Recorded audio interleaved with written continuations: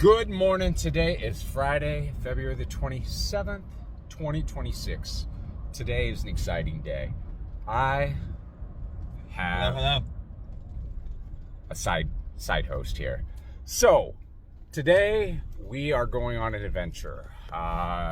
Little Facebook marketplace, skipping school, having fun kind of day. There's an off-road expo down in Dayton, Ohio. So that was the original goal, but since we are doing that, I might as well stop on Facebook Marketplace buys along the way for things for the Jeep. So I have 4 stops lined up. 1, I'm selling something, and then 3, I'm buying something. So we'll take you along on that little trip, and then the big deal is going to Great Lakes EV to do a little bit of an interview and pick up some stuff. We'll see how that goes. Stop number 1, Monroeville, Indiana. Dropping off some tires and rims that I traded for a transmission. I don't know who this guy is, but man, is he cool. He's got a lot of cool stuff. Stop number 2 on our journey is picking up this beautiful walnut 4x4. And I will show you later what that is for. I have a desk that I've had for years that I haven't had the final piece of the puzzle, and found it down here in Dayton, Ohio for $60. Great marketplace score.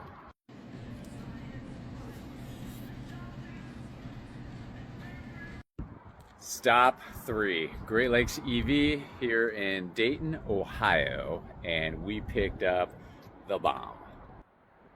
These are 2 Tesla Model 3 motors, some CV shafts, just a few things to get me started. I got to come back down here next week. We'll tell you more about that later.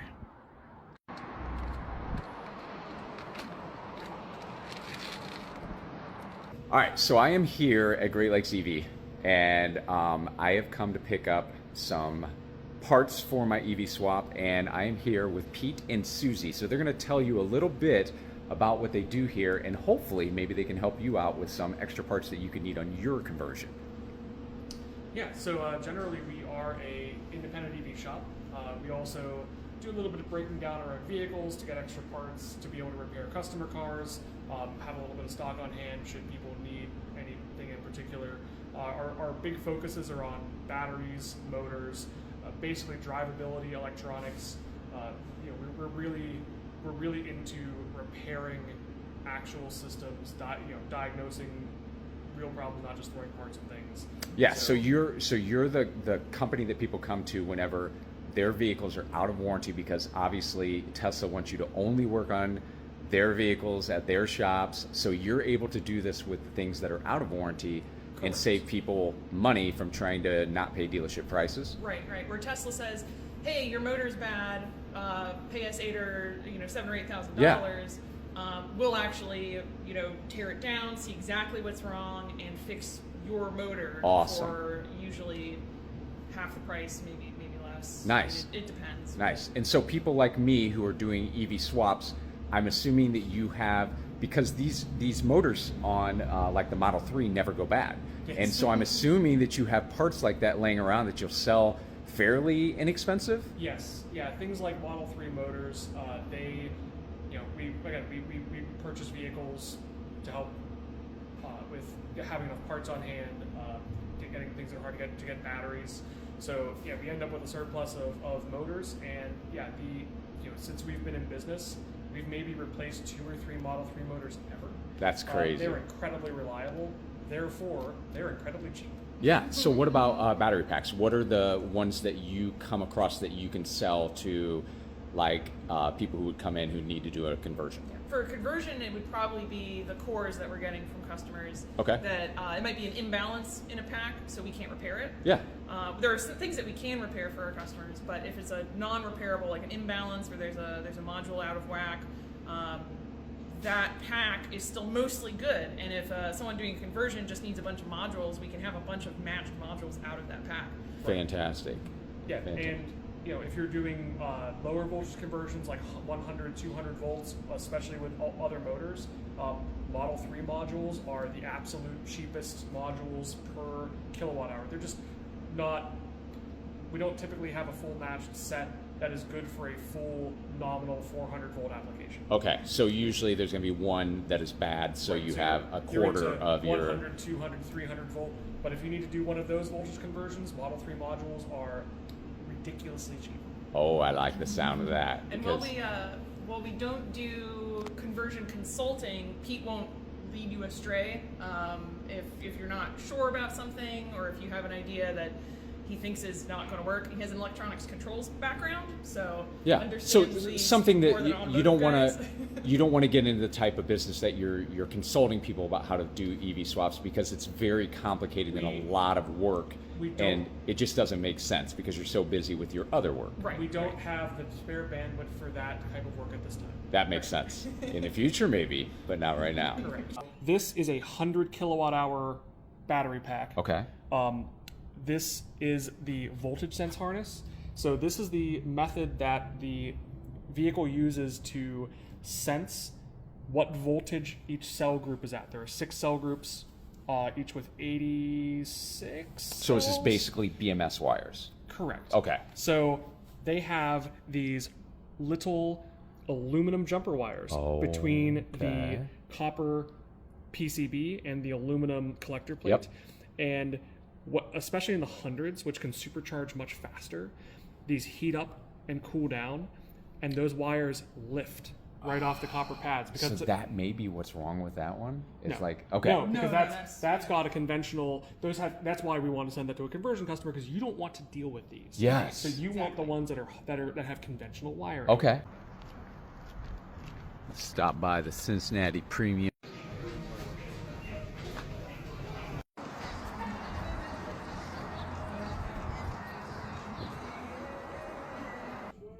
Look at that machine.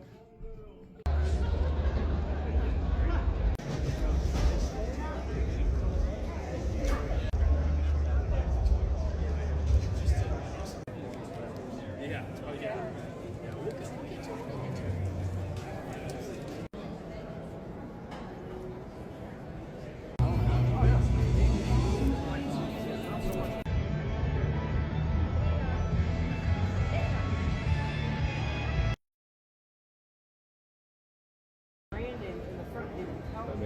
So at night, I'm looking at my location of my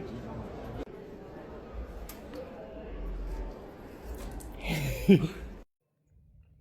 Now let's talk about stop number 4 on our Facebook Marketplace adventure yesterday. We left at, I think, 8 o'clock in the morning. We got home at around 8 o'clock at night, so it was a long day, but I think we got some good deals here. So this is Dom tubing. This tubing is extremely expensive when buying brand new. These were 20-foot sections. I knew that I didn't need, obviously, 20-foot long, and transporting sucks. So I just cut them in half with a grinder that I brought along. Now, this is 3/8 inch, 2 1/4 OD. I am guessing these are $400 a piece per 20-foot stick, and I bought 2 of them for $80 a piece. There's a little surface rust on them, but who cares, because they have the inner tube caps, so the inside is brand new, which is all I'm concerned about. The outside, all I have to do is do a little bit of sanding, and they're perfect, ready to go. So, like we talked, Great Lakes EV, fantastic people to work with. They gave me some CV shafts to play around with to make some mock-up drive shafts. He gave me an extra motor with bad bearings in it just so I can play around and learn what the insides are about, and I've got some things that I want to do to this one in the future. So this is a ready-to-go unit. It's the most powerful engine size that they make for the Model 3, and the great part about it is I got it at an incredible price because, again, they just don't break. So he's willing to sell them very cheap. So while I was there, I made a little negotiation on a battery pack. So he has I believe it's a Tesla Model S battery pack that has about 90% capacity still well over what I need. It's a 70 kilowatt hour battery with one bad module. I believe there's 16 modules in that pack. So to get to 400 volts, you are, I think it was around $25 25 volts per module. One's bad. So knocking, let's say, 2 modules off is not going to affect the performance of my vehicle, because these Model 3s had 2 engines in, or 2 motors in them. So I'm only running 1 motor. So obviously I can put a little more power to it. So taking 2 modules off, it is not going to affect the performance, and it gives me an extra module to have for a spare, or basically anything that I want to do with it. I may even take, more of them off and maybe get down to 300 volts, and then that leaves me some modules to play with on a golf cart. So again, I'm gonna show you some things. I think this is gonna be fun. I have some ideas that I think are gonna be a little more original than some of the other people, and we will take it and see where it goes. But here's what I got for today. So here is where the Jeep currently sits. And the one thing that I wish I could have seen more on electric supercar is actual top-down view, because I kept rewinding videos trying to figure out exactly how that motor was positioned in there. So what I'm going to do is I'm going to take some wire and basically loop it inside and weld where kind of the outline of the Jeep body is here. So what that will allow me to do is to pull off this Jeep body from the frame and basically create a caddy for this motor here and slide it in there and be able to create the mount for the motor all from above. Like, I don't have to put it on the lift. I have the lift, but the good part about that is it's working as my sandblasting booth right now. So I want to keep that set up. So if I just pop this top off, I've got all of this room above here to work and can see everything. And the great part is you can see everything. So if I get some good videos here and I need to refine my skills and make things a little bit better, I will be able to show you a little more of how the actual fabrication works to get this motor mounted in the middle here and get us the best, I guess, angles that we're looking for. I've got all the suspension motor mounts off. I did that all this week. So I've got everything cleared out, ready to go for the 4-link up front. And now that I have my Dom tubing, those tubes in the back on the top are going to stay.